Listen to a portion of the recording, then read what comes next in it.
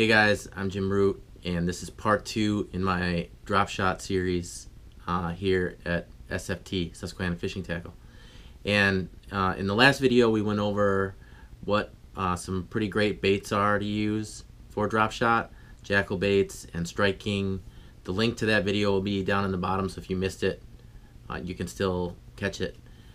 Today though, we're talking about hooks, line, and knots.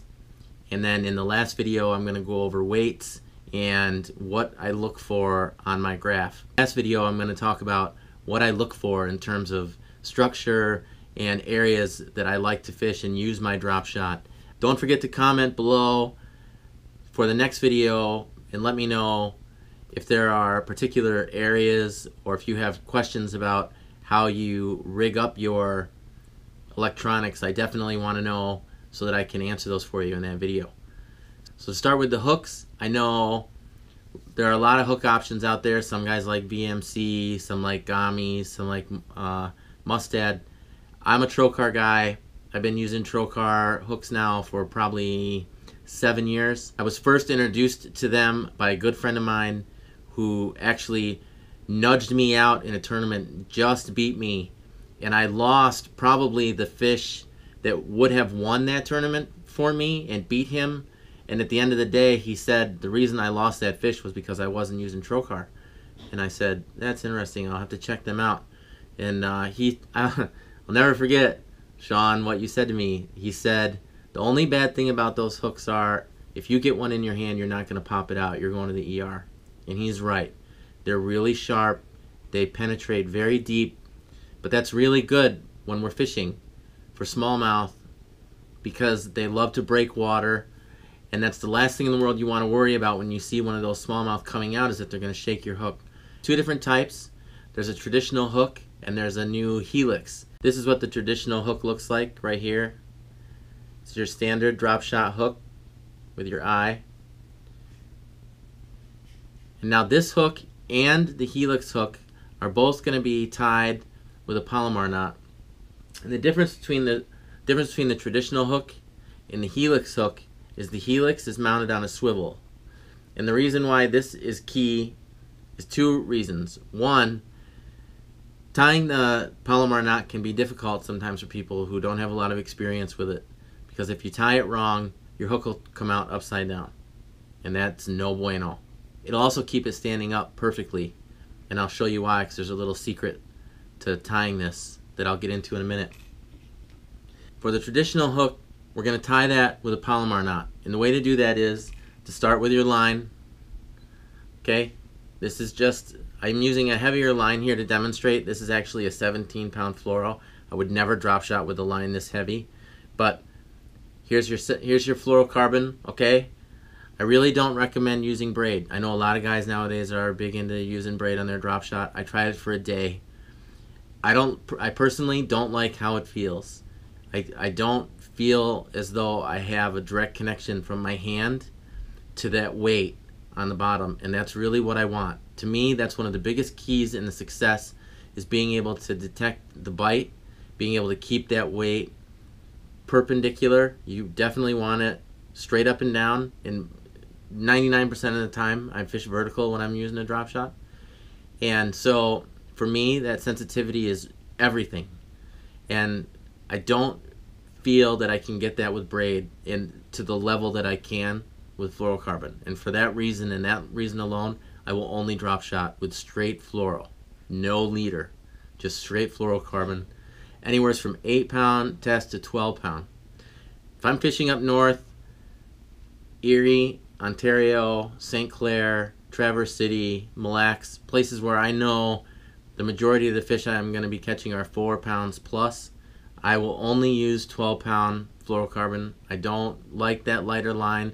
The fish are aggressive, and I don't want to have to wear those fish down. When you do that, it can be harmful for the fish, and you run the risk that they're going to break your line or spit the hook ultimately. So that's why I like that heavier pound line. It'll allow me to horse them a little bit more with a lot more comfort that the fish isn't going to break off or get free. So when we tie our drop shot, we're going to use a Palomar knot. And the way that we do that is we take our line, and you're going to make a loop with the line like this, okay? Then take that loop and put that loop through the eye of the hook, okay? Now you're going to turn like this, just like when you tie your shoes, okay? And do that, but before you tighten it down, you're going to take the hook, put it through the loop, okay? And then slowly start to cinch down your line. And when you get close, you're going to wet the line, and then you're going to pull it tight. When you're done, your hook will stand straight up and down just like that, okay? Now, if you've made a mistake and you pull it tight and your hook is facing down, that's okay. It's not the end of the world. You don't have to retie. All you have to do is take your line and feed it back through like that, and it will reverse your hook the opposite way. And then you'll just have to straighten it out like so. Okay? So don't get upset if you make a mistake and you tie it upside down. It happens all the time. Just feed your tag end back through and it will flip your hook around and it will keep it up like that, how you want it. Okay, now that we've gone over the traditional drop shot hook, I'm going to show you how to tie the helix and go over a couple things about that make it pretty interesting. So we're going to tie the same knot, same Palomar knot. So we're going to make a loop like this.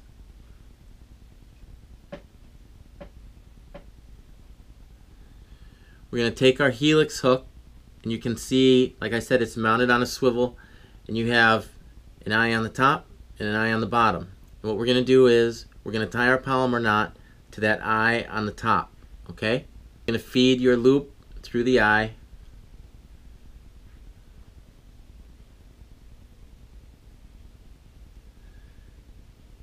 Feed that through.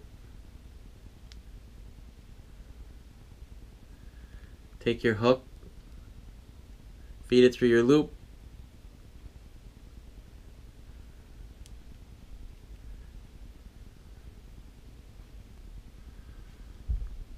Remember to wet that down. Then cinch it down real good. You've got your Palomar knot tied to the top half of that swivel. Now, you could cut that off.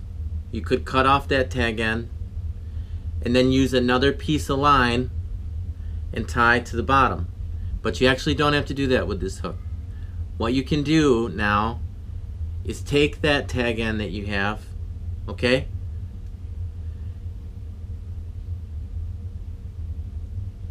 And just feed it through that other guide on the bottom.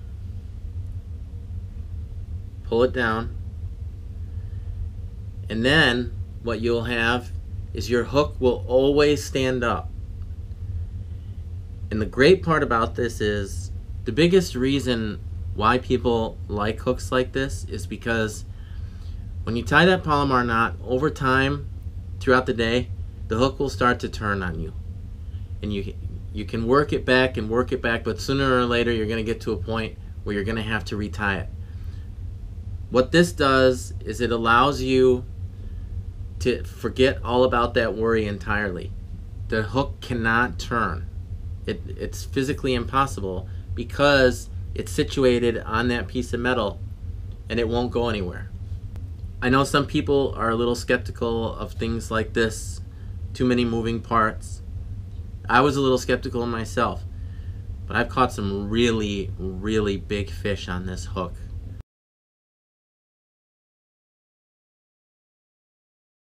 So 12 pound is good for the Great Lakes. I'd use 8 pound if I was down in like the TVA area, Texas, other places like that. So there you have it for today. 2 great hooks. one killer knot, and my thoughts on your line choice. Don't forget to give this video a thumbs up. Check out the next video where we're going to go over weights and what to look for when you're throwing a drop shot as far as using your graph and offshore structure. Special thanks to Susquehanna Fishing Tackle. You can buy all this stuff there, sfttackle.com. Thanks. See ya.